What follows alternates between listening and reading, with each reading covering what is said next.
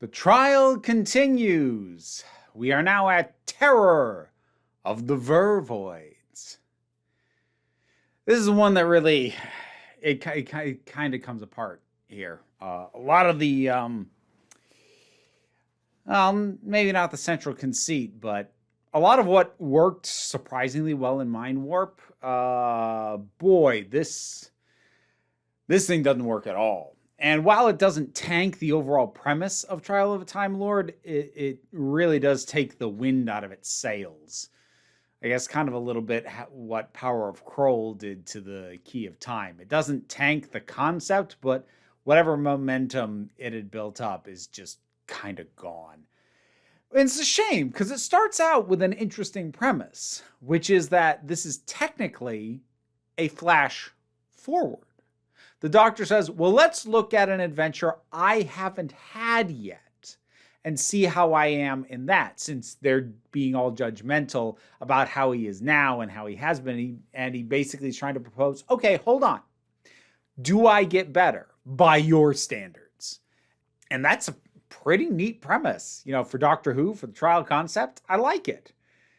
Functionally, though, it doesn't really mean much because the Doctor still makes all of his claims of, that's not how it happened. It's not supposed to be that way. But of course, he hasn't experienced these things yet. But he basically says, I reviewed the footage from The Matrix before I showed it to you, and now it's different. So ultimately, functionally, that's no different than if it was something he remembered and he's saying that's not how it was. So they dropped the ball fairly quickly in terms of that premise. Really, the main thing it allows them to do is introduce the new companion, Mel. And I've seen Mel before. I saw Mel a couple of times with the Seventh Doctor.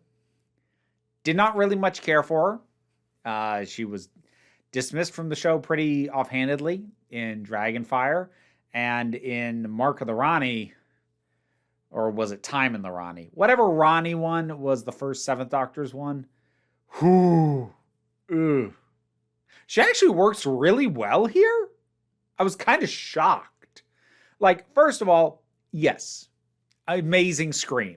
I get it when the producer said Bonnie Langford was cast for her ability to scream, because wow, that's a set of lungs on that woman. Dang. And the thing is, as cheesy as her aerobics obsession is, how very 80s, and how much I don't really care for the fat shaming that's going on with the Sixth Doctor. And this is not the first and only time, even within this season, I don't think. Don't love that. But what it does allow them to do is jump immediately into a very lived-in dynamic between the Doctor and Mel, which is nice, largely to contrast with Perry, because despite the fact that Perry was with the Sixth Doctor for a while, that never really felt like it settled into a dynamic where Perry was comfortable. She always seemed like she didn't want to be there. So even though they spent more time together, she never settled into a comfortable dynamic. Here we start with them already at a comfortable dynamic. So even her very first appearance here, it feels way more relaxed, at ease, and just, it's a much calmer dynamic with the Sixth Doctor. And again, I understand why they did it with Perry the way they did, but I did not enjoy it. Here, yeah, this is just laid back, casual. They have a nice, easy rapport. Mel genuinely seems to enjoy being on adventures. Perry, more often than not, flatly said, I want to leave, and was ignored. So, just those differences alone, thank you. Thank you. It's a bit of a relief. And while I remember very much not caring for Mel in other stories I've seen her in this one at least, she's spunky, she's resourceful, she's not a moron. I kind of like her in this. So I'm going to file her under companions done dirty by the show. Happened to a lot of them. Even the good ones. I know Sarah Jane's beloved. I love Sarah Jane too. Some of the ways she got used in some of the stories, some writers did her dirty.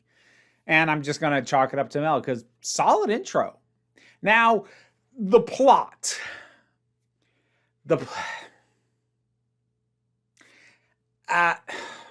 Okay. So there's a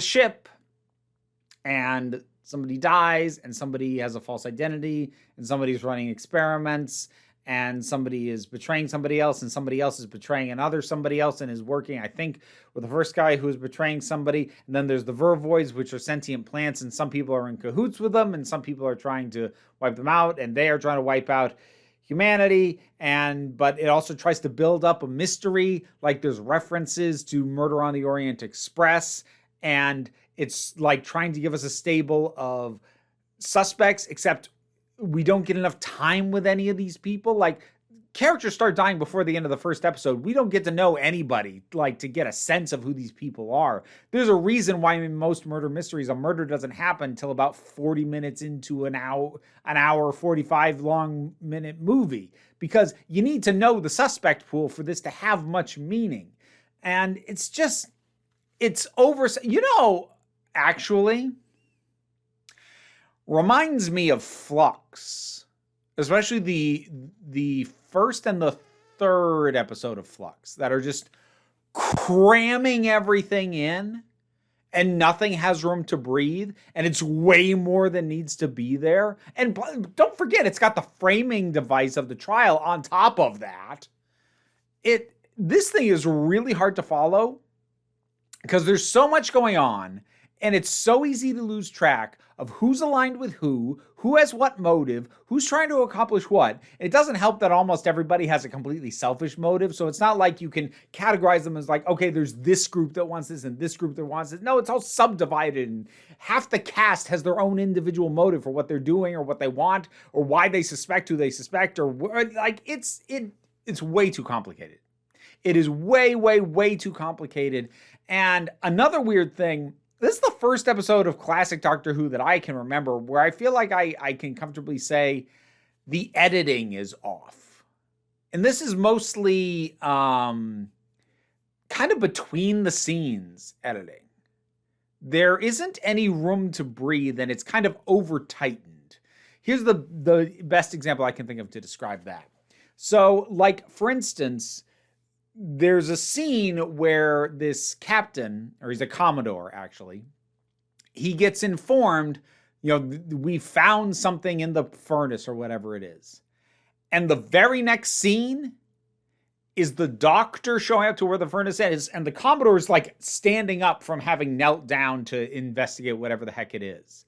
So like we have no sense. We're immediately disoriented from a massive time jump, because we have no sense of how long it took him to get there, what he had to find out. We get no sense of his arrival. It's just, oh, and he's already standing up. And like, it's not wrong, but it's that kind of cut the travel time, cut the introductions kind of thing, where you can do it a little, but if you do it in every scene, then it's like there's no actual connective tissue, and the scenes don't feel like they flow, and they often feel jarring because the little tail of the previous scene and the little lead into the next scene, those are missing. So it just jumps, and it's weird and it's off. And I'm gonna blame the editing, because the script is over convoluted, absolutely. I don't think that's necessarily a scripting problem. Or at the very least, even if it is, an editor should have known how to pace this thing better than it ended up being. The Vervoids are an interesting design. It's very, it's very yonic, if you know what that word means. So yeah, there's some interesting effects at a few points. There's this sort of person who's like half covered in a planet's like pulsing on their face, and like that's kind of a neat effect. And honestly, the Vervoid designs, while eye-catching for not necessarily the right reasons, like it's not too badly done. This isn't an episode where it looks as cheap as it probably was. I feel like Sixth Era in general doesn't usually look as cheap as I expect it to. Sometimes it does. Sometimes it absolutely does, but not always. Not as consistently as I was expecting. It still looks cheap, but just not as cheap as it probably was. And the performances are okay.